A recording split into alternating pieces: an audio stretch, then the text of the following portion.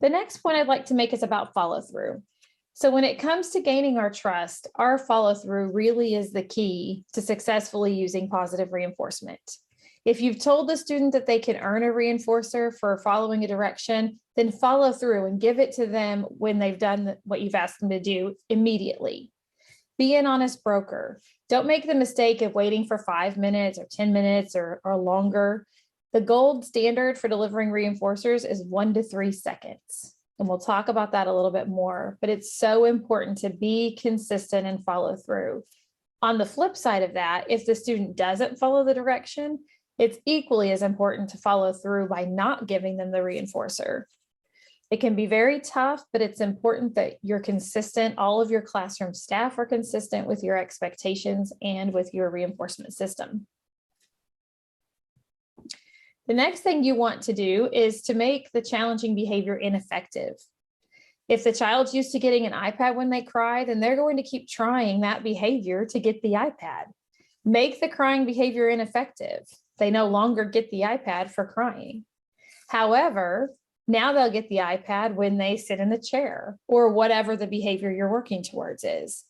This could lead to a longer period of crying in the beginning because they're going to see if you'll give in. But if you remain committed and you stick with it, you'll see results. But a little bit of a caveat for that. If you wait for 20 minutes and then you give in because you're tired of hearing the crying, it's going to be much harder next time. And they'll probably cry even longer because they're going to wait to see if you're going to give in again. So just keep in mind that you're going to spend a lot of time waiting in the beginning, but it's worth it. If you stick it out, the behavior will start to decrease in your duration, and they'll start to understand that what they need to do to get what you're asked, to get the reinforcer that you're offering.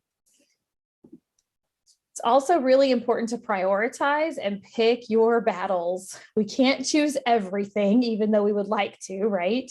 Can't fix everything or change everything all at once. What's the most important thing for your student to learn? Start there and pick your battles. And Jenny will talk more about this in a little bit and explain the way we sometimes prioritize behaviors. So I won't get into that, but it's just so important. If it's academic work, or maybe it's working on a toileting routine so they can be more independent and access other environments in your building, or maybe it's sitting in a chair so that they can start to begin with those beginning basic learning skills. What's going to have the biggest impact on your student's success? And that's where you need to start. And last but not least, we do not want to force students physically to do anything. We want to motivate them to do the things with good things. And forcing students is not very effective, first of all. It doesn't promote independence, and it really destroys that relationship and that foundation of trust that we're trying to build with them. So make this part of your class motto. In this classroom, doing good things gets you good things. Here are a few pro tips for positive reinforcement, and I've mentioned some of these briefly, so we'll go through them kind of quickly, but pick your battles. I really can't say that enough. We have to prioritize and focus on those priorities. That's not where you have to stay. You'll be able to pick something else and move on later, but start by choosing the most important skill. And then give your payment quickly. The quicker you can deliver a reinforcement after the student engages in the behavior, the more effective your reinforcement's going to be. If the student's completed their end of the deal, but then they have to wait for you to provide the payment or the reinforcers, that hurts your credibility. Again, it breaks down that trust and relationship that you're working to build. And you might end up reinforcing a negative behavior instead if you wait too long. Remember, the optimal time frame for delivering reinforcers is 1 to 3 seconds, so the quicker the better. Be mentally present. We've talked about this a little bit already, but kids are more likely to want to engage with adults that they think are invested in them and like them, and having fun and socializing with them is one way to do that. I'll just mention that often the staff members who are supervising on the playground, often they're not really present with the kids. They may be looking at their phone and maybe visiting with another staff member, but that's a great time to really connect and be present with your students. So find those times. And then we're going to separate the work into quick, easy activities, small chunks of work, because we want students to be successful. So we'll give them a small task that they can be successful at and reinforce that behavior. You can always add on and build up to the amount of work that you want them to do or the complexity of work that you want by starting small. And then Jenny mentioned our friends over at the Arkansas Behavior Support Specialist Group. They also have a video on building relationships, and that's linked in our resources and survey document for this training. All right, so I mentioned some quick, easy activities that you could do with students to quickly reinforce, and it's not where you're wanting to end up, but it's a place to start. And so that's what we're going to talk about next.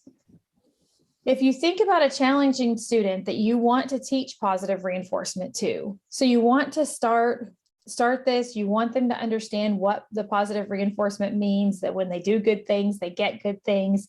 Here's a good way to start. You can start with quick activities that can help with following directions and build on that trust that you're working on.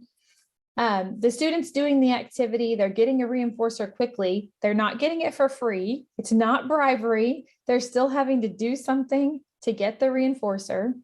And this is a great place to start. You're not going to stay here, but it's a great place to start. So here are some examples of one-step directions. Some of them are motor imitation skills, others are receptive listening skills. Some students will be able to do these things, these one-step academic tasks. For others, you're going to need to expand it. Maybe you can extend it to two-step directions. Just keep in mind with these examples that quick and easy will look different for each student. So here are some ideas. You can tell the student, do this, and you're clapping your hands or whatever it is. It doesn't matter what it is, do this, but you're asking them to do something. It's a motor imitation skill. You can do something similar. You can do the same. Ask them to do the same thing that you're doing. You can ask them to copy me. There's kind of some other verbiage for a similar task. Walk with me. That's a great one for those young kids that you're trying to get just in relationship with you. Receptive listening skills. Walk with me. That's something that's a great functional skill to teach. Put in. Maybe you're asking them to put something in. Maybe they're cleaning up the crayons and you're wanting them to put them in the bag or whatever it is. Touch your nose. Another receptive listening example. And then here are some that are getting a little more, increasing a little bit in difficulty. You're asking them to point to the number. Maybe you're saying point to the number 8. And so you're asking them to do that, or write your name, or give them some other two-step direction. And just a little note for the secondary level teachers, you might use positive reinforcement to remind your students of classroom rules. So coming back from a break, or even if they're changing classes every class period when they come into the classroom, especially at the beginning of the year, you might play a quick game with them and ask them about the expectations in your classroom. Or you could do a quick game to start the class where you ask easy questions about the content from the previous class period. And maybe you're throwing out Jolly Ranchers to those students who are giving you correct answers, or the ones who are at least attempting to answer. And that strategy could work at any grade level, but I've seen that be successful in a high school classroom, actually. So these ideas are quick. We want to get students moving in a positive direction and establish our relationship with them. Could be at the beginning of a class period or the beginning of a work session. Get started with something easy and quick to get that going.